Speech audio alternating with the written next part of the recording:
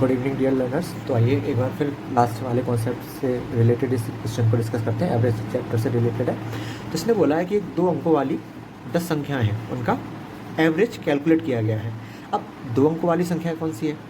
X Y है, ये 2 अंकों की संख्या है।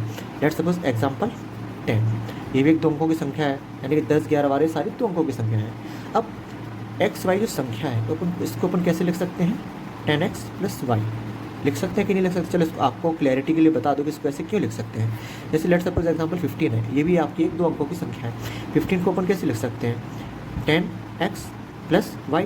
अब यहाँ इसको कंपैरिजन करते हैं एक्स वाई से 15 को। x की वैल्यू 1 और y की वैल्यू 5, यानी कि 10x की वैल्यू अपन 1 रख देंगे प्लस y की वैल्यू 5, तो कितना आएगा? 15 आएगा कि नहीं आएगा? आएगा ना।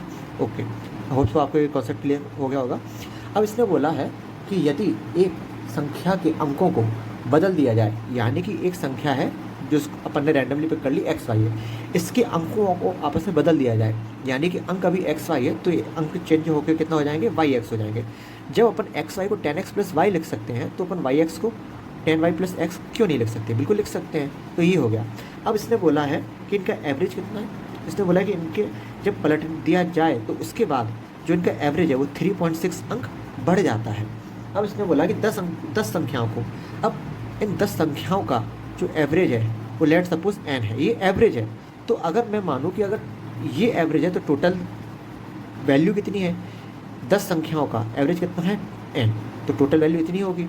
अब इसने बोला कि जो पुरानी संख्या है जिसको अंकों को बदल दिया जाए एक संख्या में, माना कि एक्स वाई है, अब एक्स वाई की जगह अपन क्या लिख सकते हैं? 10x + y, चूँकि अंक बदल दिया जाए यानी कि उसको एक तरीके से निकाल दिया जाए, और बदलने के बाद यानी कि जो वाई एक्स है उसको ऐड ऑन कर दिया जाए। बदलना यानी कि पुराने वाले को रिमूव करना, नए वाले को लाना। तो वाई एक्स को अपन ने लाए हैं तो कितना हो जाएगा? 10y + x।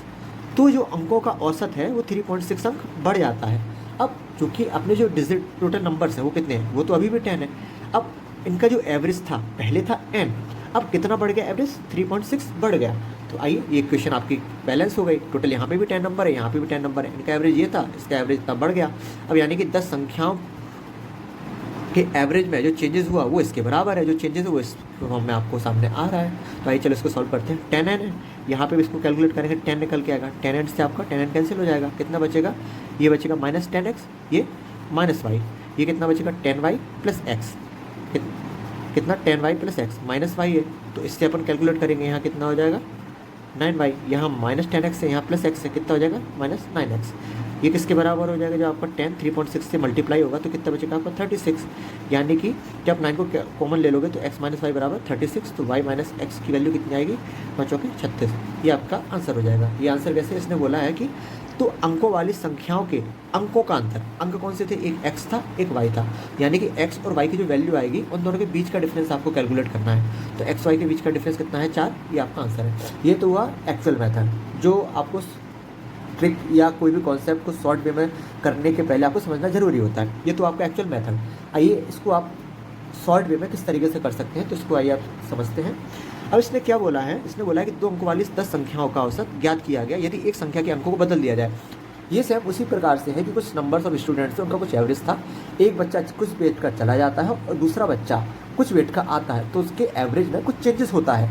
तो जो नया बच्चा आया है उसका वेट बताइए। सेम उसी कॉन्सेप्ट पे बेस्ड है।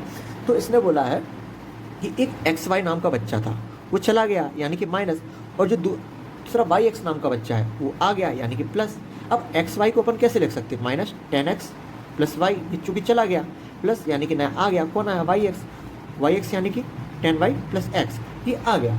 अब एक बात बताओ, मान लो कोई 10 kg का बच्चा है, ठीक है, जब ये जाता है और इसके बदले में ही 10 kg का दूसरा नया बच्चा आएगा, तो एवरेज में कोई चेंजेस होगा? नहीं होगा। क्यों? क्योंकि जाने वाला और आने वाले की जो वेट है वो इक्वल है, तो कोई चेंजेस नहीं होगा। अब चूँकि वेट में चेंज हो रहा है, अब मान लो 10 kg की जगह 15 kg का आता तो 5 kg और अलग से ऐड ऑन होता, तो इनकी जो एवरेज वैल्यू बढ़ जाती है ना। अब चूँकि इसने बोला है कि इनका जो एवरेज है वो 3.6 बढ़ गया, यानी कि जो नया नंबर ऐड ऑन होने वाला है उसकी वैल्यू पुराने वाले से कुछ ज़्यादा है, तभी तो एवरेज बढ़ा है। अब वो कितनी ज़्यादा है? वो 3.6 वैल्यू ज़्यादा है। कितने नंबरों में ज़्यादा है? 10 संख्याओं में ज़्यादा है, यानी कि एक वैल्यू में इतनी का इंक्रीमेंट हुआ तो टोटल 10 वैल्यू है। एक वैल्यू में 3.6 का इंक्रीज हुआ तो टोटल वैल्यू कितनी है 10 संख्या है, तो टोटल कितना नंबर 36। ये 36 अपने साथ एक्स्ट्रा लेके आया है, तभी तो इक्वली डिस्ट्रीब्यूट हो गए पर संख्या 3.6 का इंक्रीमेंट हुआ, यानी कि टोटल 10 संख्याओं में कितना का इंक्रीज़ हुआ, 36 का इंक्रीज़ हुआ। ये क्यों हुआ, क्योंकि जो इन दोनों के बीच का डिफरेंस आया यही तो 36 के बराबर है, यानी कि 10y + x। ये चूँकि ज़्यादा थी जो नई आई है, और जो पुरानी गई है वो कितनी है 10x + y, ये इतनी गई है, और इन दोनों के बीच का जो टोटल डिफरेंस है वो 36 के बराबर है। तो 10y + y 9y minus 10x + x 9x बराबर 36, तो y - x बराबर 4। ये चूँकि मैंने आपको एक्सप्लेन किया है इसलिए आपको थोड़ा टाइम लगा है, और मुझे समझाने थोड़ा टाइम लगा है। बाकी अगर ओरली किया जाए इसको तो बहुत ही ईजी है ना, बहुत कम टाइम, मुश्किल से 15 सेकेंड्स का ये आंसर है। बाकी होप्स तो आपको ये मेरा ये कॉन्सेप्ट समझ में आया होगा। दोस्तों थैंक यू फॉर वॉचिंग।